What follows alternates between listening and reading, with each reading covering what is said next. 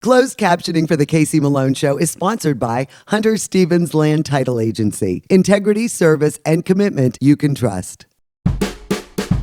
Oh yeah, Casey Malone is serving up local. It's time for the stories of our region, the tastes, the sights, the sounds, and the people in and around the valley.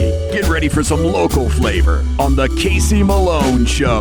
Today we feature the Hoover family, Cockeye Barbecue, Cockeye Creamery, and soon Frankie's Pizza and Delicatessen. They continue to share their passion for food and hospitality. But first, let's take a lunch break at the Tyler History Center.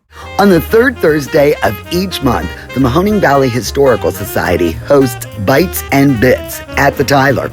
Bring a lunch and enjoy an interesting speaker. I attended when Youngstown native Vince Guerrieri, author of Weird Moments in Cleveland Sports, spoke in honor of the 50th anniversary of the Cleveland Indians' 10-cent beer night debacle.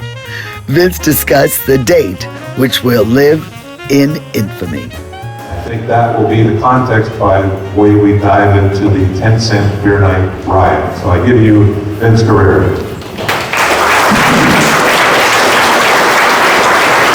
Thank you, Bill. So I had no idea that Vince Guerrieri was I did not know you were a West Sider from, White Town is my town. I think that's pretty cool. Cheney grad, makes good.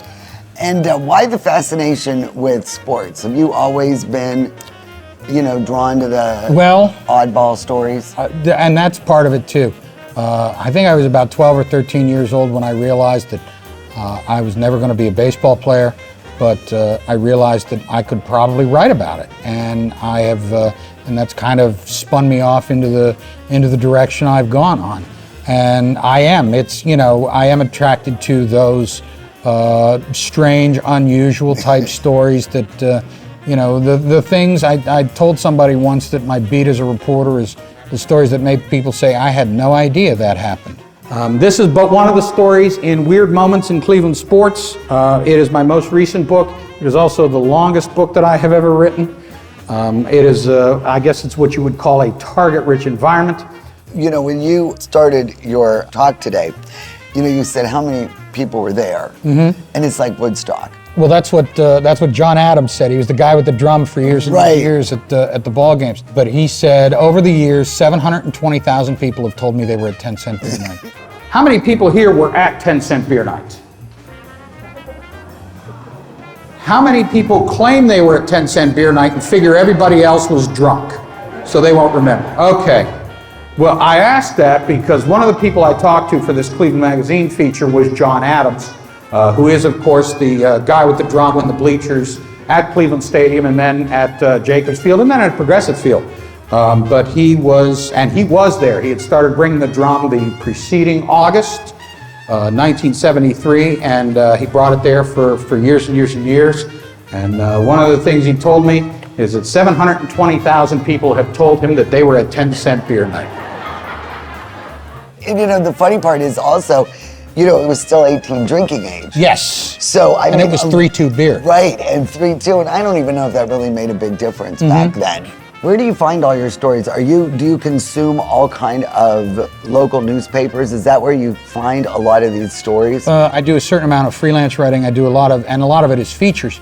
But when you do stuff like that, when you come across something, when you're doing research for one thing, sometimes you say, oh wow, that's really interesting. And you file it away in your memory banks and you say, I'll work on this when I don't have anything else going on. But I have a file at home of, stories that sound really, really interesting that I have not quite gotten to do anything with to this point. But you've really adapted well because, you're doing the online stuff. I am. And you're doing a lot of freelance, but you still work for the Chronicle. Yes. And are they still print? They still are. They still print a paper 6 days a week. 6 days a week, yeah. Wow. Unfortunately, one of the problems, and this is, kind of the dirty secret of newspapers, is there's a lot of problems with distribution. Right. The era of the paper boys, you know how it was. After school, there would be yellow school buses and orange Vindicator trucks delivering the bundles of papers to the paper boy, and nobody does that anymore.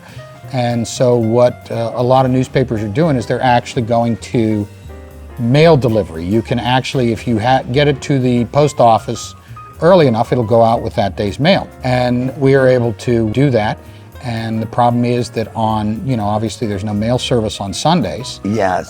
So we just refer people to our website and our e-edition. So we do an edition, but we don't publish an edition, if that makes sense to you. And what is your next story? What are you working on right now? That's a really good question. I've kind of, the feature came out for Cleveland Magazine. Right. I'm not working on anything really big right now. We're actually going to go on vacation in a couple of weeks. But afterwards, I'm sure I'll start emailing editors and putting together pitches. So I tell you all this is background because we are getting into a real recipe for disaster. That is Billy Martin blowing kisses to the fans before the game on 10-cent beer nights. The Indians were playing what turned out to be a heated rival, at least in the moment. If you're one of those people who believes that kind of thing, it was a full moon as well that night. It was the beginning of June, so school was letting out and the local colleges were letting out as well. And of course, beer was 10 cents a cup. It was a combination of alcohol, adrenaline, and testosterone, said Mike Shropshire. And things started out relatively innocuously. This was one of several streakers that they had during the game. There was a father and son who ran out to second base and mooned the crowd between innings. There was a woman who came down onto the field and tried to kiss one of the umpires. It was shenanigans, but it was generally harmless shenanigans, certainly compared with what would come next.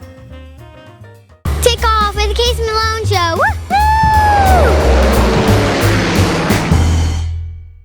Last year, 115 local people took their own lives, with the majority of those individuals being men.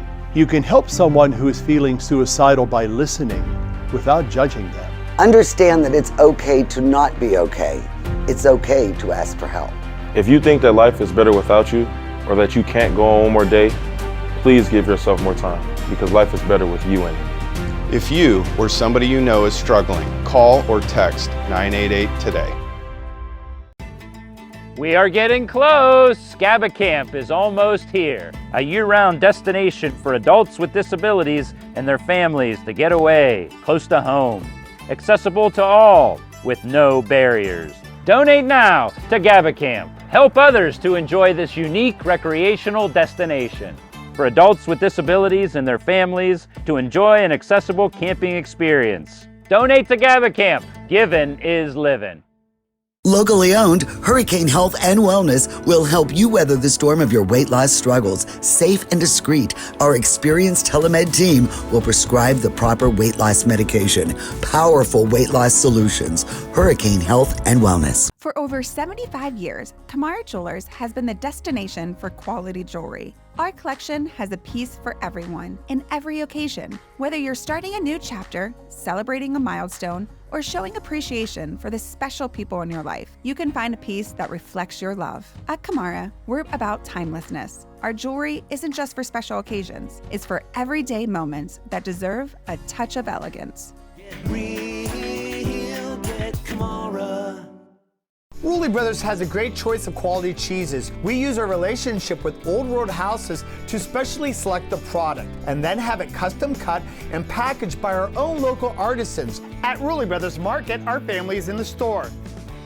Shop C-Max Northside Appliance in Struthers, the local appliance store that beats big box prices every day. 3 generations serving Youngstown, Ohio, soon to be our 4th. Max Huber is the Grand Master of Cockeye Creamery. And no matter what you've done wrong in your life, you are redeemed. You are forgiven because of the product that you put out. It is absolutely delicious ice cream. It's premium too, by the way. Yes, it's a good product. We're lucky it sells itself. I'm like smiley and a friendly enough guy, but our product rocks, that's true. And it started, the family business, of course, is Cockeye Barbecue. That's right, yep. And then how did this evolve into an ice cream? Yeah, so it was, we wanted to add dessert to our menu at the barbecue. I was a young man, fresh out of college, and we came upon the idea of investing in dessert. At first a little, and then a little bit more, and then a little bit more. And so that's where we are now. What is the same ingredients that is in every single ice cream? What is good that question. base? That would be milk, cream, sugar. There's a stabilizer. In our case, it's carrageenan. That's about it. So it's an unflavored milk, cream, sugar stabilizer start. We call it dairy mix or a dairy base.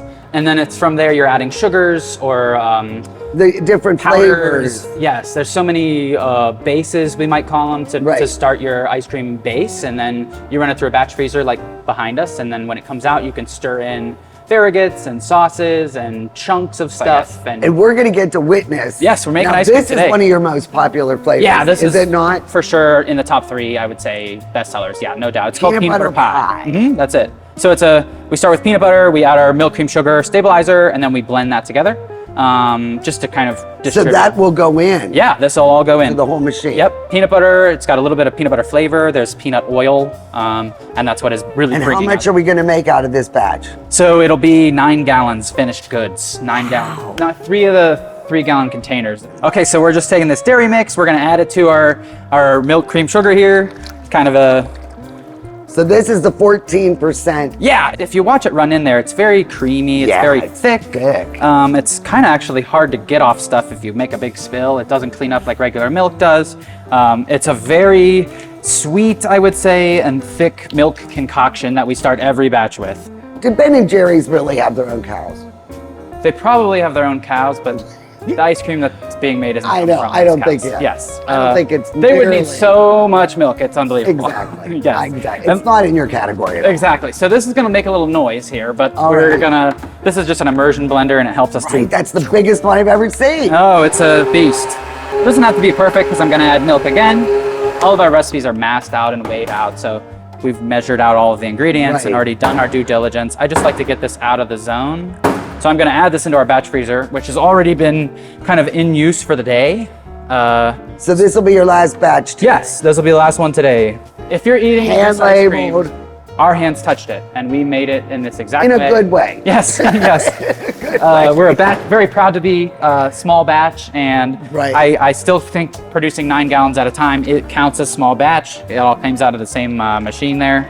I mean, it's just amazing Very that cool. you now have your own production facility. I know, all just to do this, which we've been doing since 2018, it feels like. Because you started out, in the barbecue shop? Yeah. And then you moved over to the... Yeah, so we built a creamery. A retail establishment where we could make and sell ice cream, and that ran for 4 years, and then we outgrew it. I was like, I need to push faster and harder and make more ice cream, and I wanted to be in a more sanitary environment than maybe my scoop shop can provide. Exactly. So for us, it made sense Much to... more isolated here. Yeah, there's Much more nobody in controlled. here, it's quiet. I Except could listen to for whatever me, music I want to. you know, It's just a few special people. and it's pretty. And we have all this new equipment that helps us move faster and And it be is better. so clean. There's 3 enemies in ice cream making, I think. Air, water, time.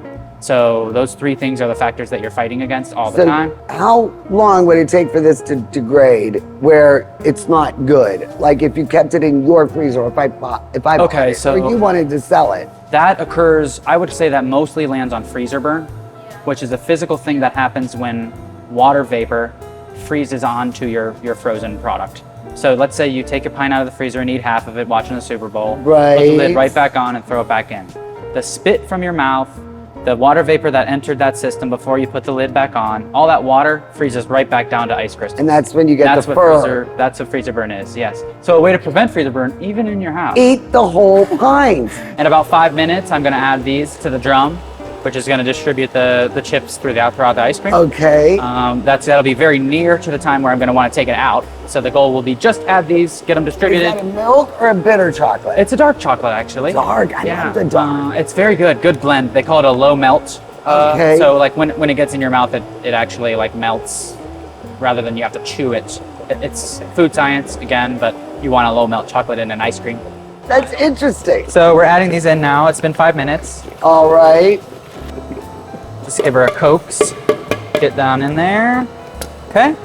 we're just a few minutes away now. So I just added our inclusion, which means my only goal now is to get the chocolate throughout it takes about a minute, maybe 60 seconds. Okay. And now I'm just gonna visually watch, and this is what makes us cool and makes this an artisanal, skilled trade job. There's a little bit of subjectivity to it. I wanna see the texture be what I know it's supposed to be in the machine. So you can see that, yes. I see. We make ice cream every day, so we've become very, very good at seeing the texture and knowing when the right time is to take it out of the freezer. All right, this is about ready. Ready? Ready. So it's just gonna come out. See how it's pretty soft? It's maybe softer than you might expect.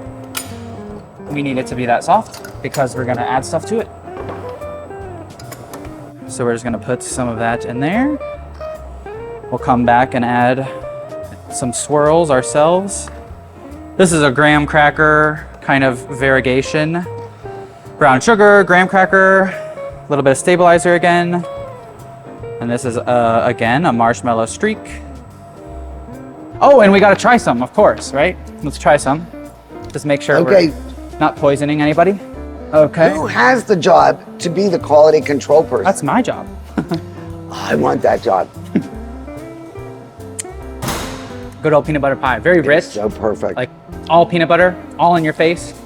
Ta-da! That's one and done. Yeah, That's it. That's it. So we would do that a bunch of times in a production day. Just repeat, repeat, repeat, repeat. Sometimes you make 3 or 4 batches of the same ice cream in a row. Sometimes you're moving through a flavor list. And we do that, I think we're in active production 3 days a week.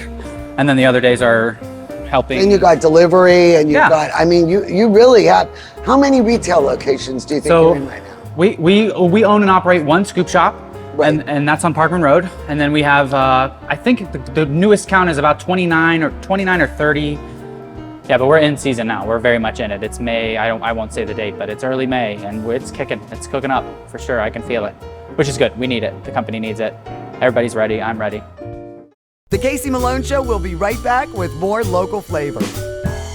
I'm Elizabeth Bernard. For more than 30 years, I've provided our Valley with sound legal advice. My associate Jennifer Rigetti and I will be your legal representatives if you're involved in a car, truck, or motorcycle accident. Don't try to handle it yourself. We'll navigate the red tape of dealing with doctors, medical insurance, and all the obstacles that you'll face. Remember, there are no upfront fees on personal injury cases, and hiring a lawyer does not mean you have to go to court. Call attorney Elizabeth Bernard, local legal experience for more than 30 years.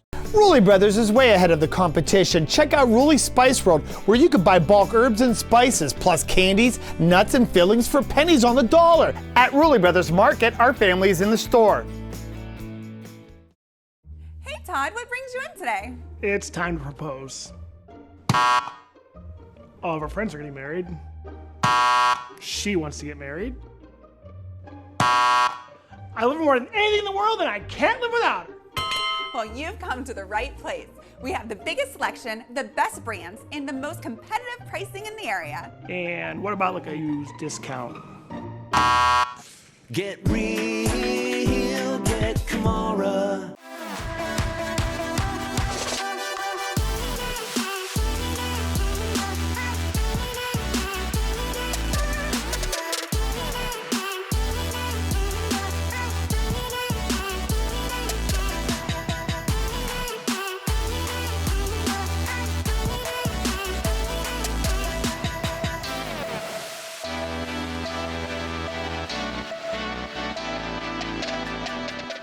Locally owned, Hurricane Health and Wellness will help you weather the storm of your weight loss struggles. Safe and discreet, our experienced telemed team will prescribe the proper weight loss medication. Powerful weight loss solutions.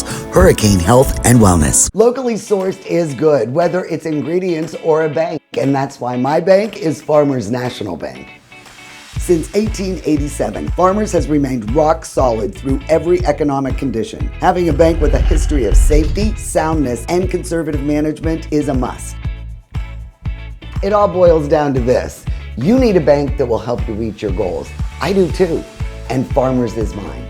Farmers National Bank, rock solid.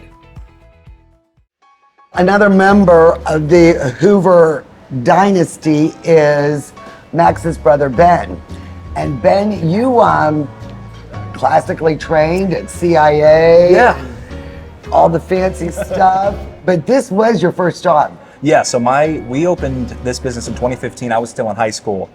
So my first job was scrubbing dishes in the back, but when we had less than 10 employees and we were still learning. So yeah, this was my first kitchen job ever, was with my family, yeah. And why did you come back? I mean, you know, learning all those things and all the different types of food and I was very, very lucky that I got to kind of leave our area and go and experience lots of different places, whether that was on the East Coast, the West Coast, wherever. So I got to learn lots of different cuisines and ways of doing things. And then, but I always knew that I wanted to come back. This is just where I'm from. These are my stomping grounds. These are my people.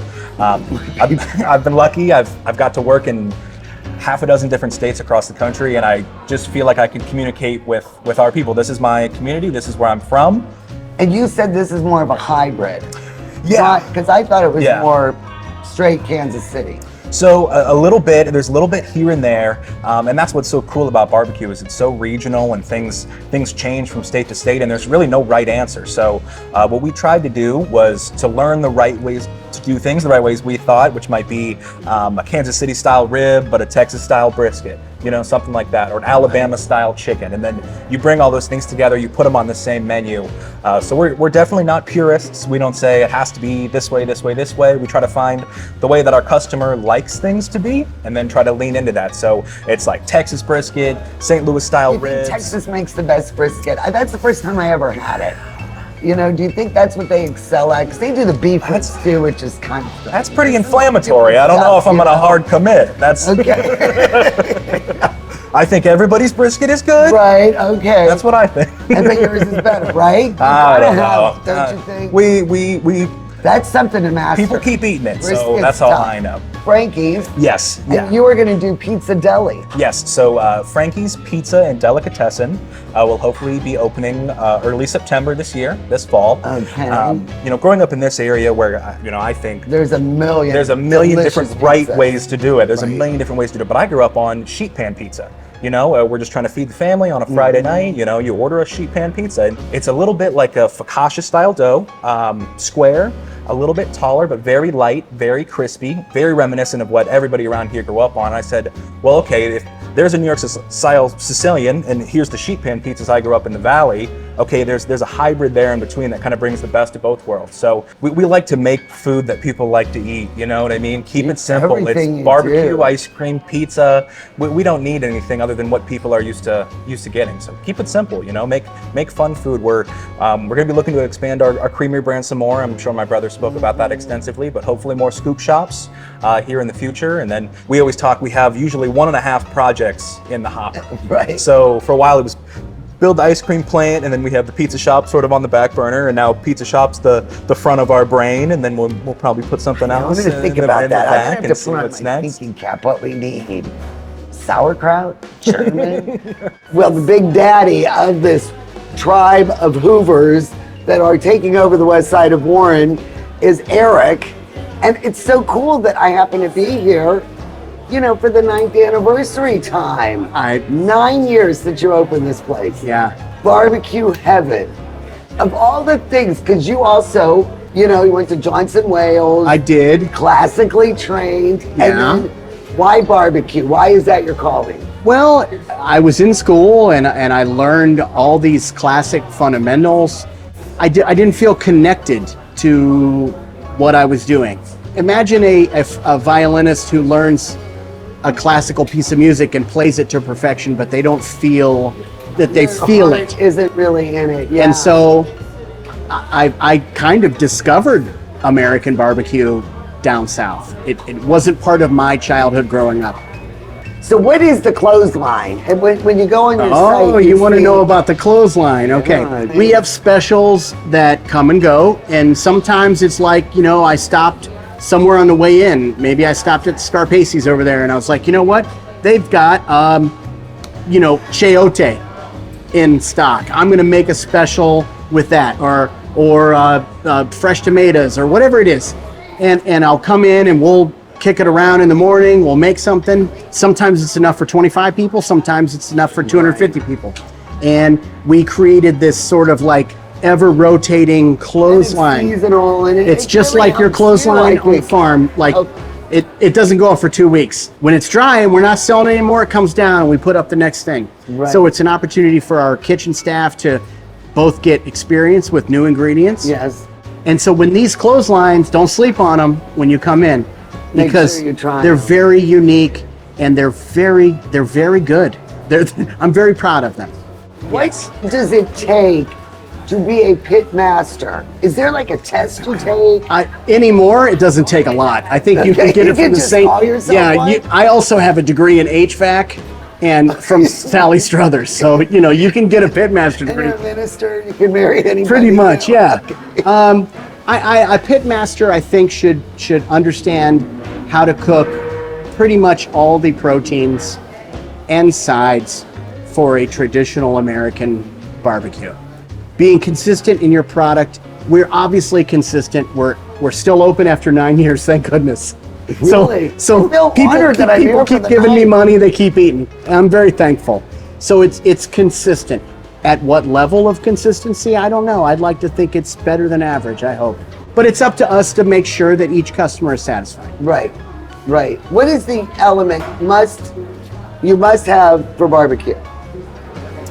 Fire, smoke, wood. There needs to be a wood element. All right. And I'm not talking about charcoal. You know what? When you open a bag of barbecue potato chips, everywhere, nearly everywhere, that smell is hickory. Hickory. So that's your And so wood of choice. we opened up a barbecue joint on the west side of Warren where we're not the barbecue capital of the world. So I want from the grandma down the road to the second grader, when he comes into my place, to go, it smells like barbecue. Right. So we use hickory. There's tons of great woods out there to smoke with, and I experiment. We play with things, but luckily we have a Consistent, huh? very Hickory. good supplier of local hickory, so it's not shipped in. As long as he doesn't go to jail, I'll still be smoking with hickory.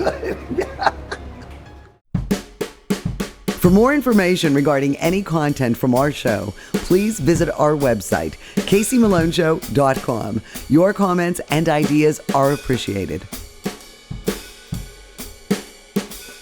The Casey Malone Show is sponsored in part by Denise and John York and the DeBartolo Corporation.